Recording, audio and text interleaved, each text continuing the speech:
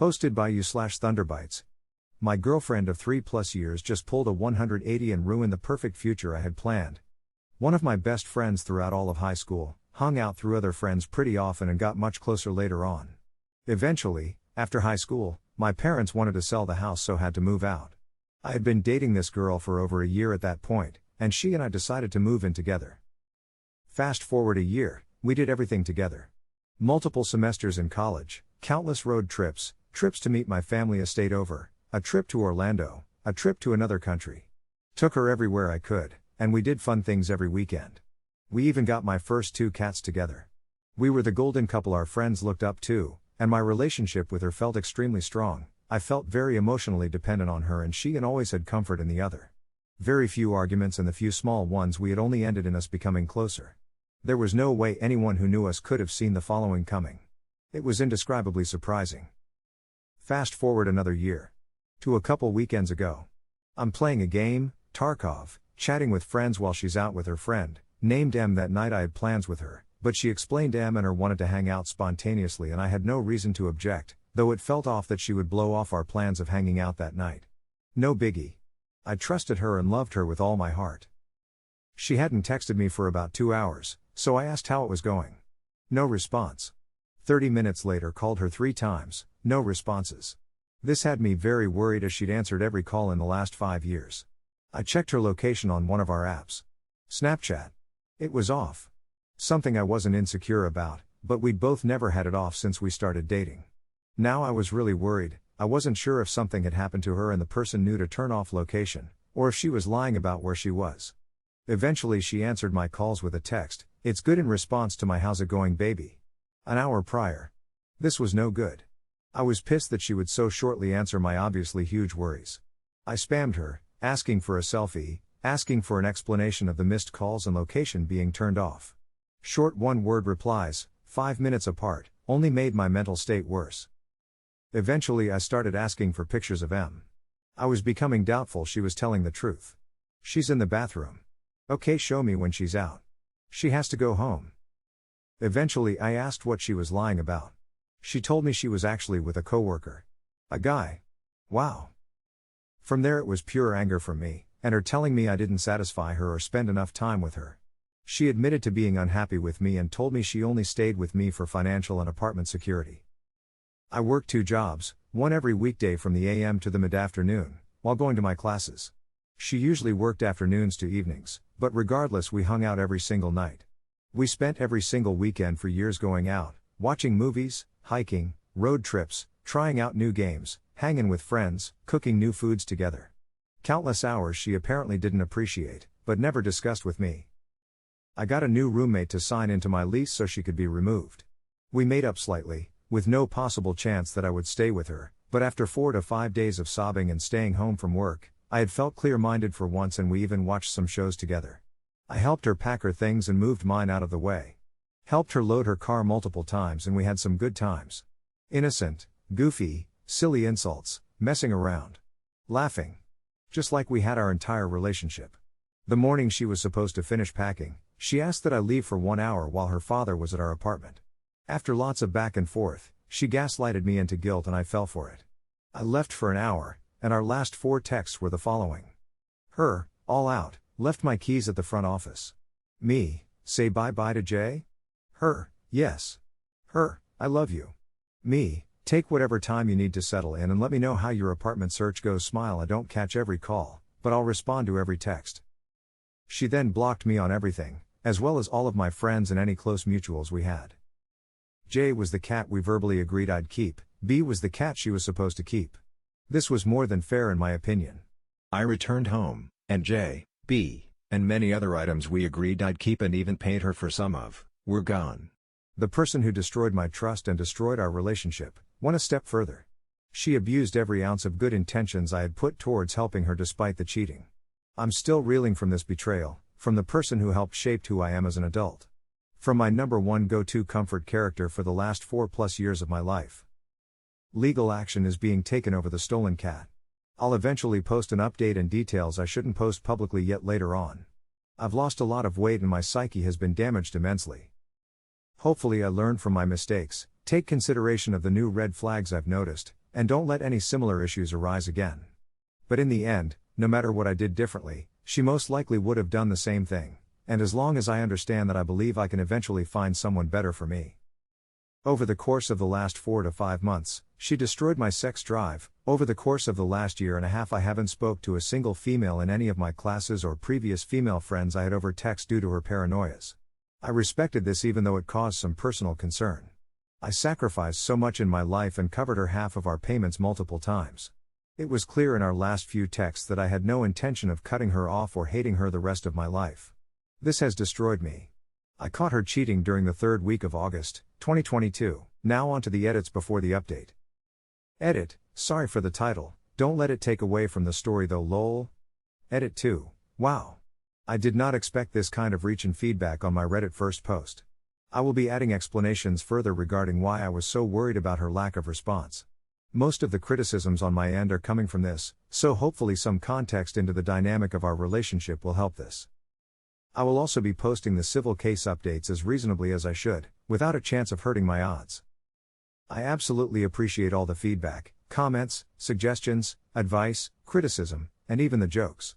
It means the world to me to suddenly become involved with such a supportive community on a topic that has recently devastated me. Edit: September 16, 2022. It's been rough, nearing a month since I caught her cheating. Every day is a 50-50 whether I feel like crap, and I'm caught up in the past, or self-doubts, or feeling totally fine and focused on my classes/work. It's come to my attention that her work closes at 7, and this isn't fast food or some sort of retail, but she was never home before 9:30, leaving me to believe she was spending time with this coworker often, possibly every single closing shift, which would have allowed her to feel bold enough to bail on our plans and think I wouldn't find out. Any negative comments, or more so criticisms of myself, came from my post, including that I felt emotionally dependent on this girl. For better or for worse, I hope it's understandable that being close friends with this girl for over a quarter of my life, and spending most of that time dating her, half the time living with her, etc., definitely led me into a false sense of security. Having been with her my last couple teenage years and the first couple adult years, I don't see how it may be difficult to grasp that I really did believe and try with all my heart to make this relationship one of those high school sweetheart beginnings. And no, I wasn't trying to follow some stereotype or keeping false hope because we met young lol. I just truly felt like, despite any disagreements, despite the sacrifices I made for her, that we were healthy in nearly every category that mattered. And with the issues we overcame, I never would have thought any disagreements of ours could stand the test of our relationship's time. I was not literally, desperately dependent on her for my emotions. But I always felt like I'd have her when I needed her, and I wanted her to know she'd always have me. When the person you feel this way about suddenly upheaves all of the progress and time you shared with them, well, as many of you know even better than me, it's devastating and detrimental to the optimism I've had my entire life. Court updates. Complaint filed and constable paid, evidence printed of our verbal agreement and its violation. The constable has contacted me to inform me that her working location is refusing to allow them to speak with her.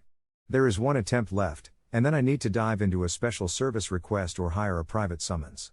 Either way, the costs will be added to the suit. For my general outlook of the case, I feel extremely wronged, and it is undeniable that a crime was committed against me, with the intent to spite me, and for her own selfish desires. I had a friend over, my new roommate, during one of the days before the theft of my belongings and pet, and the three of us discussed who was keeping what, and who would keep either J or B, the cats. I have his written and notarized statement ready for use in court as damning evidence that she and I had a verbal agreement, one that she violated obviously. Physically, she took both cats and multiple of my items, and in the last 4 texts between the two of us, is usable evidence. That being said, myself being financially stable and responsible, I'm basically allowing whatever process needs to take place out of my wallet, knowing that winning the case would mean any court-related costs are then awarded to me. This is simply a waiting game, and by now she knows I'm not bluffing or simply going to give up and let this Bane keep my loving cat, and I am inquiring into the possibility of taking both back, though I'm not sure what the odds of that are as it's not requested in my formal complaint. Lastly, for now, the extreme amounts of support both in the comments and in my DMs has given me countless smiles and overall helped my confidence both in moving on and I pursuing the case, though too much alone time lately always leads to negative reflection and utilizing my 20/20 hindsight. I appreciate everyone who took time to read this situation, and though I wish this wasn't posted on TikTok, for the sheer fact that I've had a friend even ask me about it, referring to the video, I absolutely have no regrets sharing this. I felt like I needed a place to vent about the last few weeks, and this was definitely a safe place to do it. Thank you all. More updates court-wise coming soon. Part 2/update, my cheating ex who ruined our plans and stole from me on her way out. Check my other post in this sub for context. I've been speaking to a therapist since the week all of that had happened. I gotta admit, my whole life I'd never really seen the point in one, but having someone to speak to who knows how to effectively reassure you, it's a nice way to take some of the mental stress off your shoulders. Fantastic news. Today, only 10 days since I made the original post, absolutely a huge turnaround. I had filed the civil suit as I intended and paid for summons. Traditionally, you get 3 summons attempts before you need to move on to more expensive yet thorough means of serving someone civilly. The first 2 attempts were wasted on her working address. The constable was told both times promptly to screw off, and that they had no clue who the constable was referring to. The third and final traditional attempt had the constable head to the father's house of my ex. Being the reasonable man I know he is, which is why I allowed her to be in my apartment in the first place thinking he'd be there the whole time, he contacted his daughter regarding the constable and out of good conscience and for his daughter's financial well-being, explained to her that she needed to meet with the summoner and find a way to get this case dropped, because it was clear she would not win, once served. The constable called me earlier today, September 19, 2022, to inform me that she had been served. She promptly reached out to me, for the first time since telling me she loved me, and that she had told my cat goodbye, and that all of her things were out of the apartment. She essentially asked what it would take to have this case dropped, as she definitely could not afford more than the money plus pet return I wanted. I explained my demands, and she asked for a couple things she had left here. Laptop, some clothes. I agreed to drop the case, after I am paid and have everything stolen returned, including my beloved cat.